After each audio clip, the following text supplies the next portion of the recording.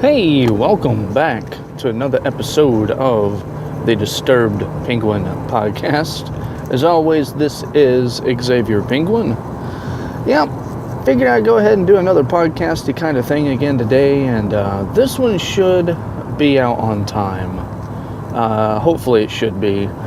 I know that my previous videos, if you've taken a look on my Twitter or Facebook or Google+, they weren't released on time. This last weekend was pretty hectic. I mean, I got them all edited. Had them all edited on Sunday. Wait. I had them edited before Sunday, right? Let me think. Because my new series, Momodora, that's what I was kind of teasing last Wednesday. That was released on Saturday, and oh man, I am just drawing a blank. I mean, it's 10:15 in the morning here in St. Louis. Let me think here. I had that done, and then I already had it done. I had recorded it that Thursday. I think I didn't. I know I had my RoboCraft already edited and uploaded, and I think I said, well, I'll just get to that whenever to get it uploaded. So I already had that, as well as the Binding of Isaac that would have been released on Sunday. I already know that was already edited and ready to be uploaded, but I never did get around to it. Like I said, I had a good busy weekend. Saturday, let's see, what did I do Saturday? Yeah, Saturday we went over to a place over in Highland, Illinois. Good, quaint little town. There's a theater over there, a movie theater that my friend's wife's sister runs, along with her husband. So we went over there, and a nice little theater. I mean, it was a Kickstarter project that they were trying to raise money to get a second digital projector, so that way they can turn what the balcony was of that theater into a second viewing room. This is an older style theater.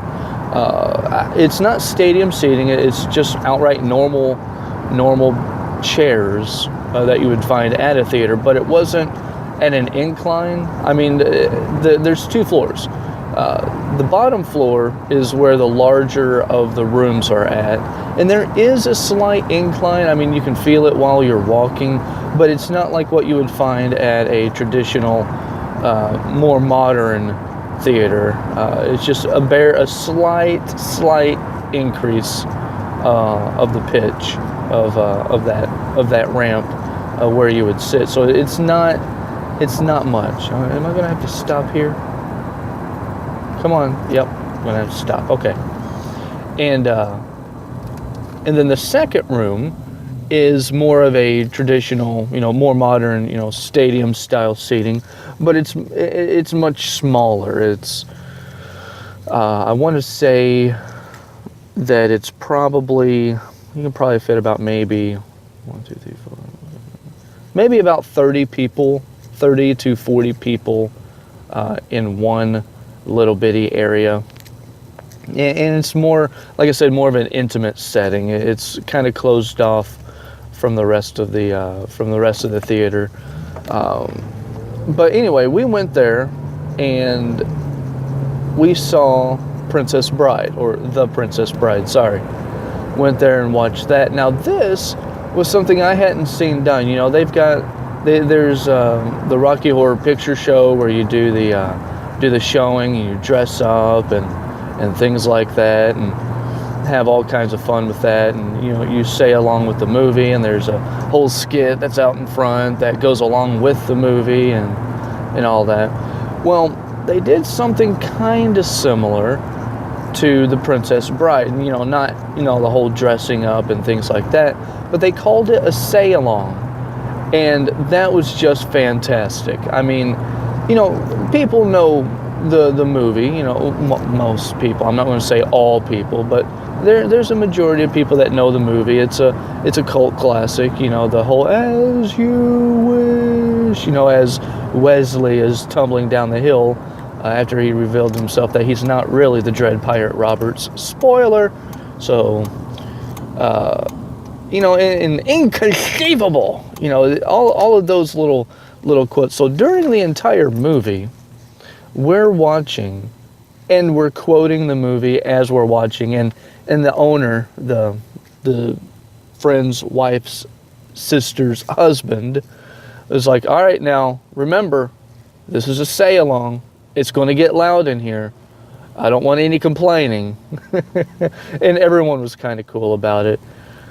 So we watched the movie, and we were quoting the movie and having all kinds of fun. And me, I was just having a blast. Between my friends and I, we normally do this anyway. If there's a movie that we've seen a few times, or if we've had a few adult beverages, then yeah, it's we're going to talk during the movie and poke fun at it and just have all kinds of fun. And that's what we did. Between my friend and I, we were throwing out one-liners and we were making people laugh, and it was definitely a blast.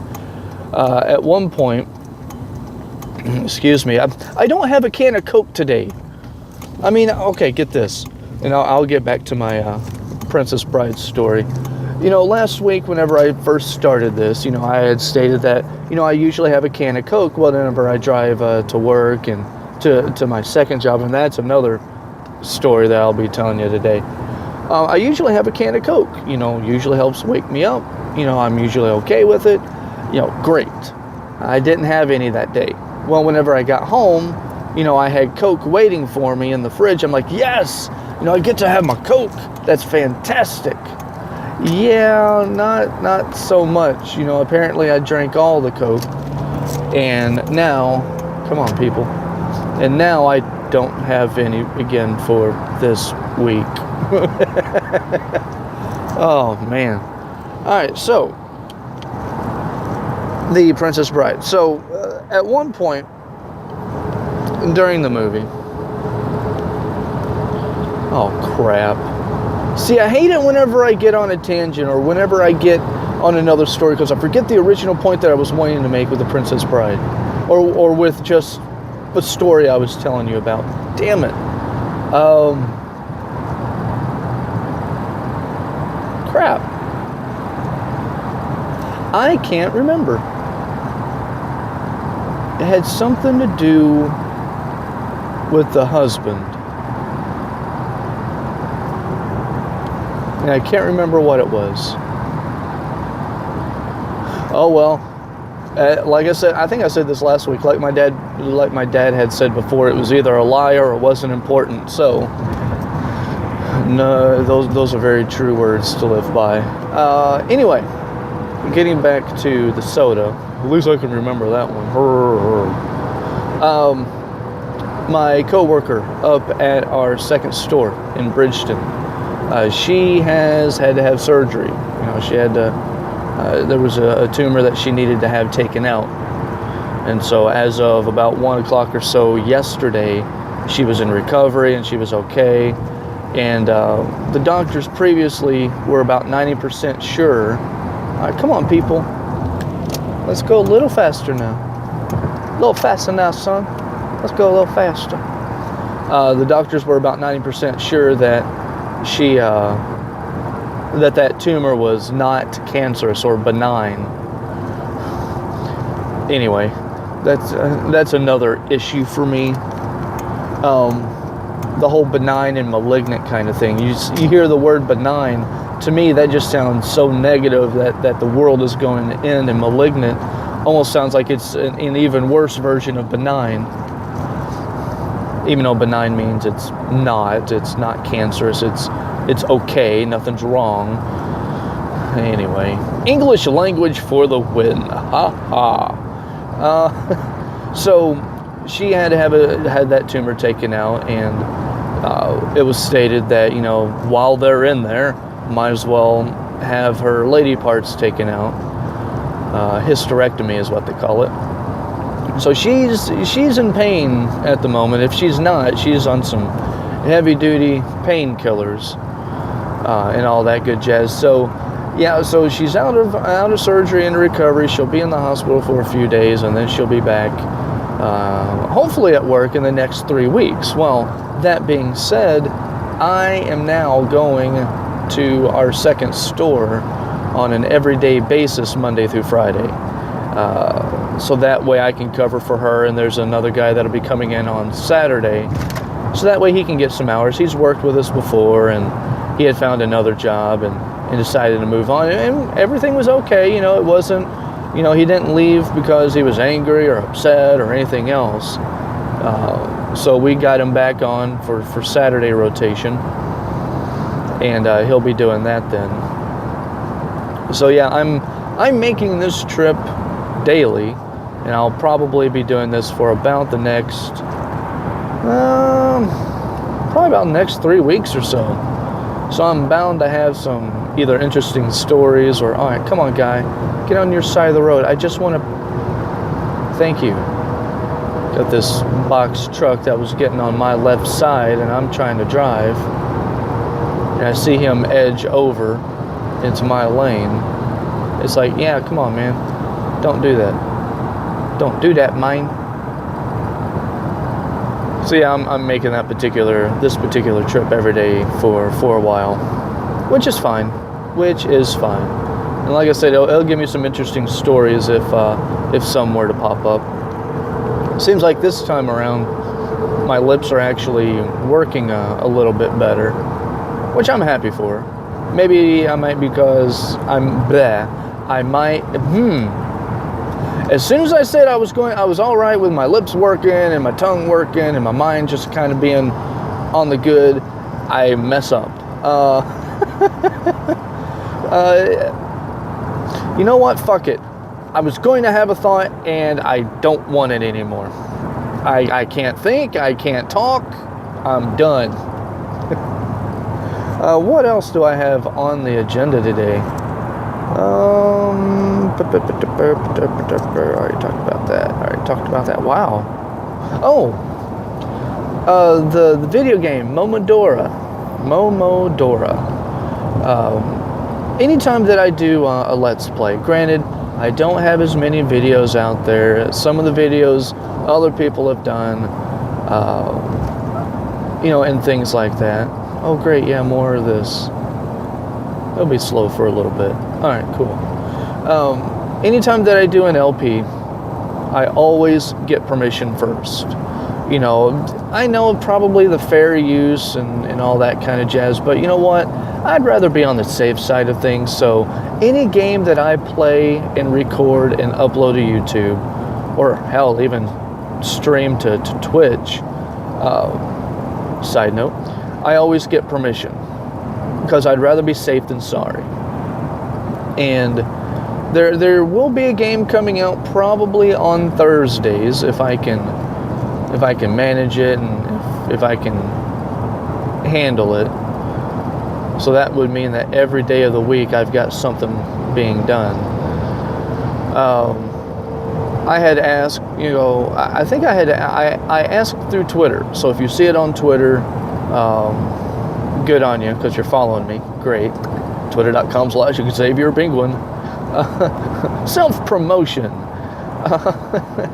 I had asked, I go, hey, is it okay, because this guy didn't have an email address on his webpage, or at least on the page that he was promoting his game at, and I go, hey, I was just wondering, how would one go about getting permission for your game, and is it alright if I do a Let's Play?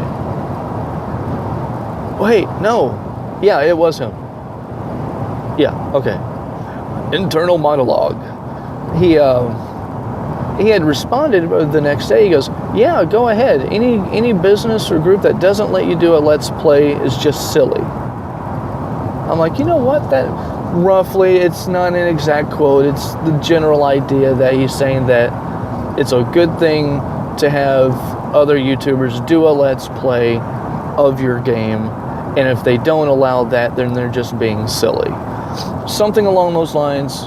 Follow me and you'll see that particular conversation. And then you'll get a spoiler of the game that I'm wanting to release on Thursdays. I just got to get it. Oh my goodness. Let's go, people. Woo! Get away from this slow car. Hopefully you heard my 8-cylinder engine in this Crown Victoria. Also, now I speed up. He decides that he wants to speed up too, so now I'm neck and neck with him. Great.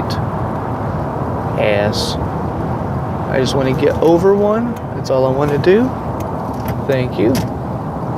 Why am I in this lane anyway? I need to be in the other lane. I've got a little bit to go. Okay. So, Momodora, great little game so far.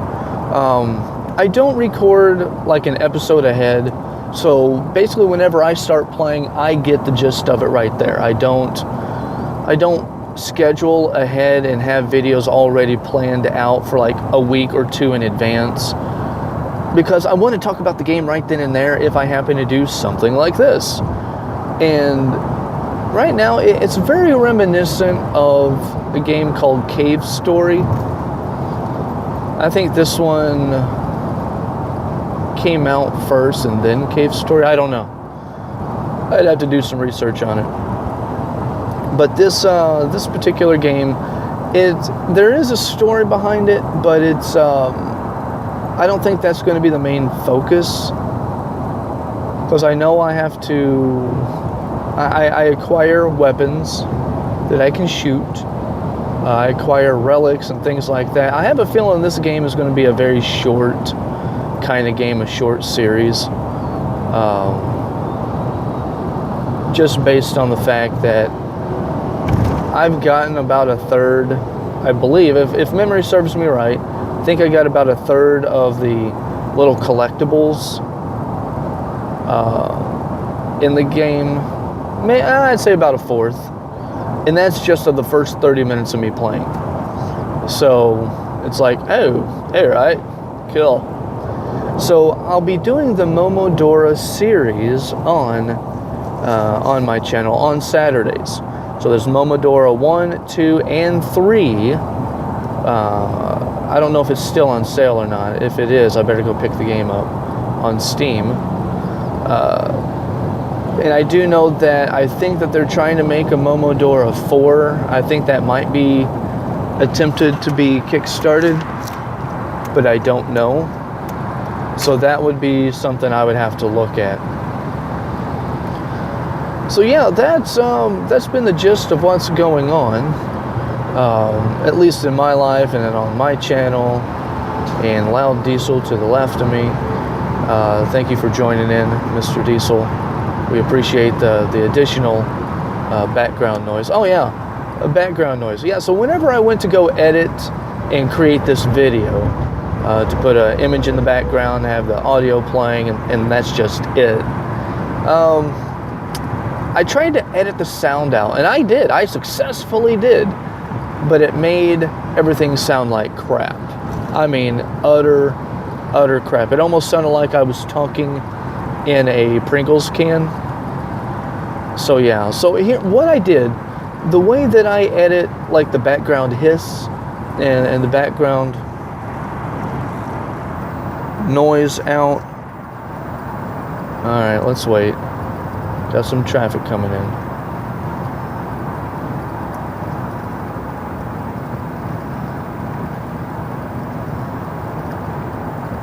Come on, traffic. All right, am I still recording?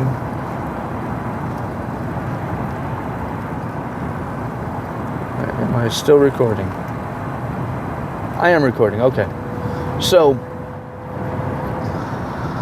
whenever I edit my my sound, like if there's, because sometimes I'll have my heater on in my living room because I get cold, and even still now, whenever it's starting to get closer to springtime or summertime, middle of spring, I'll still get cold, so I'll turn it on my feet. Sometimes that'll leave like a good background noise being done. Oh, come on, people. This is the lane I need to be in.